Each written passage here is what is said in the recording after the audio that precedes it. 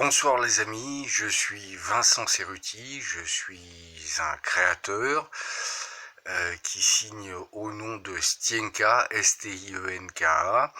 Vous pouvez retrouver certaines de mes créations sur Instagram à Vincent Cerruti, C-E-R-U-T-I-S-T-I-E-N-K-A. Voilà, cette petite vidéo est en réponse, on va dire, à tous ces désagréments qu'on nous assène depuis quelques années. Comme le dit Jean-Luc Mélenchon, les créateurs sont des innovateurs aussi. Et heureusement pour moi, je ne suis pas le seul créateur.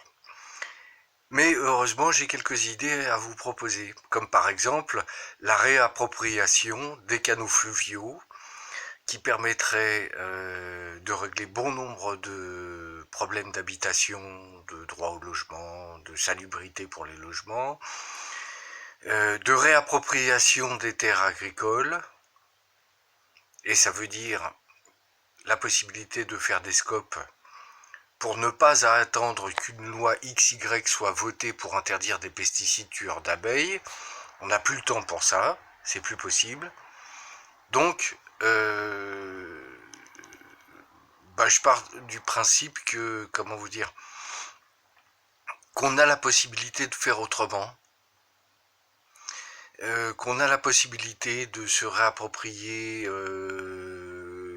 les terres de notre nation, tout autour des canaux, de continuer à vivre, à commercer en vendant des produits agricoles bio. Les canaux fluviaux permettent de traverser pratiquement toute l'Europe de l'Ouest. Du canal du Midi, en remontant jusqu'à Paris, ou même en allant jusqu'au Havre en Bretagne, en remontant par la Belgique, la Hollande, l'Allemagne, la Pologne. Donc ça permet potentiellement de faire vivre beaucoup de monde, de permettre à beaucoup de monde de ne plus subir la misère dans les villes.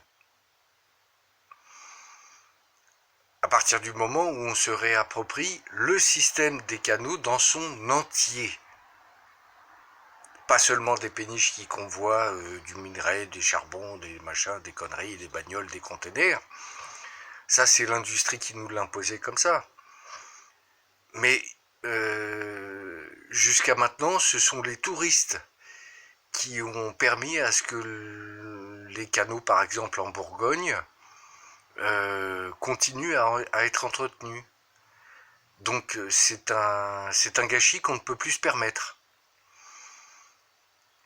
Alors, tout autour des régions où les canaux passent, il y a des terres agricoles, donc il y a moyen de faire circuler des marchandises, des personnes, de redonner du travail, de faire en sorte que, y compris par rapport à l'énergie des péniches, tout soit relié de façon autonome, ou bien à des centrales solaires, ou bien à ce qu'on appelle l'énergie libre. On peut aussi le coupler avec les mêmes systèmes que les hydroliennes marines, sauf que là ce serait dans les fleuves, en se servant des courants des fleuves, pour pouvoir alimenter en électricité. Et donc à partir de là, on se passe du nucléaire. À partir du moment où on se réapproprie les terres agricoles qui sont tout autour des canaux, on peut construire d'autres lieux de vie. On peut se construire notre autrement plus joyeux. Et c'est à ça que je vous invite. Alors bien sûr, pour ma partie, c'est plus axé sur des choses qui ont à voir avec la création, puisque je suis un artiste. J'ai pas eu qu'un seul métier, évidemment. J'ai aussi été artificier. J'ai bossé pour Luc Besson sur le film Le baiser mortel du dragon. Et on va dire qu'à peu près à la même période, je me renseignais aussi pour savoir ce qui se passait du côté des exploitations minières, donc j'en ai vite fait le tour, parce que il n'y a pas seulement les dégâts environnementaux ou pour les ouvriers qui travaillent dans les mines, avec tous les problèmes écologiques, il y a aussi d'autres choses dont on parle très peu et qui, à force, dérangent la Terre elle-même, c'est-à-dire que ces explosifs produisent des ondes de choc et par conséquent, à force, année après année, sur l'ensemble des exploitations minières, ces ondes de choc vont vers le centre de la Terre. Bon, bah alors ça peut être utile pour certains travaux, par exemple autoroutiers, pour percer un tunnel. Bon, ça peut avoir une utilité pour faire passer un train, par exemple, pour le ferroviaire. Ça serait bien aussi de vraiment relancer le ferroviaire. Mais là où sur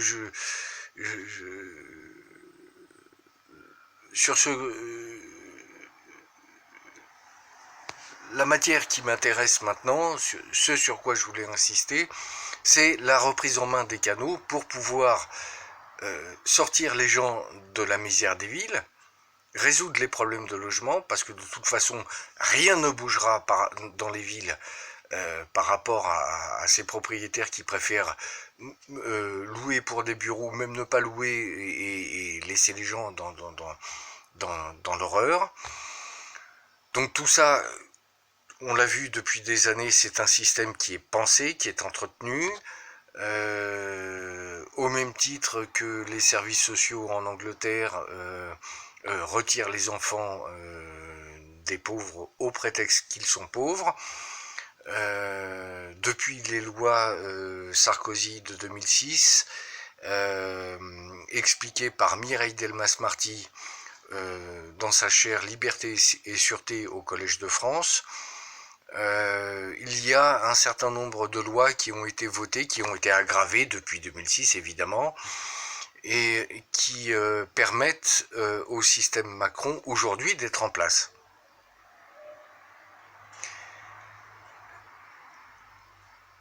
Ça a toujours été une chasse anti-pauvres. Pour vous donner un exemple, le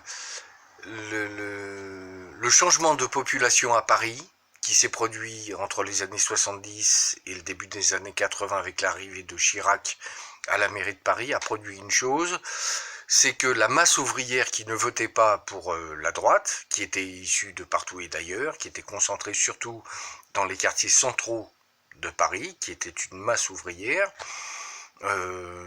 et bon, toutes ces personnes-là ont été éjectées de Paris, d'abord du centre de Paris, puis de Paris intramuros tel qu'on le connaît maintenant, vers les banlieues et même vers la province dans ce qu'on pourrait appeler le trou du cul du monde.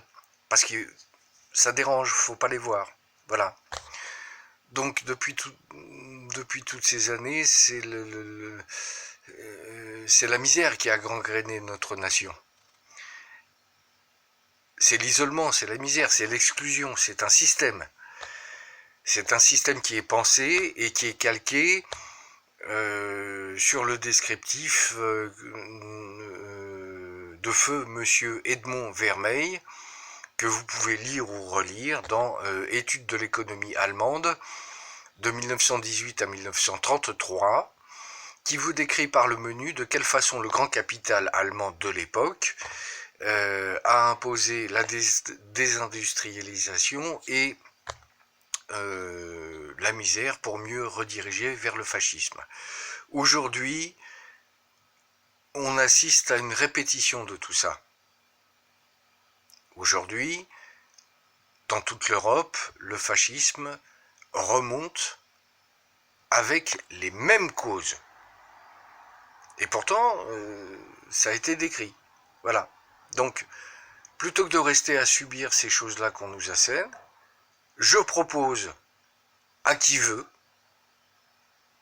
et je dis bien à qui veut, moi personnellement je pense plutôt à la France insoumise, pour pouvoir faire avancer ces projets, mais je propose à qui veut de s'atteler à cette tâche et de faire en sorte que ce soit autrement plus joyeux.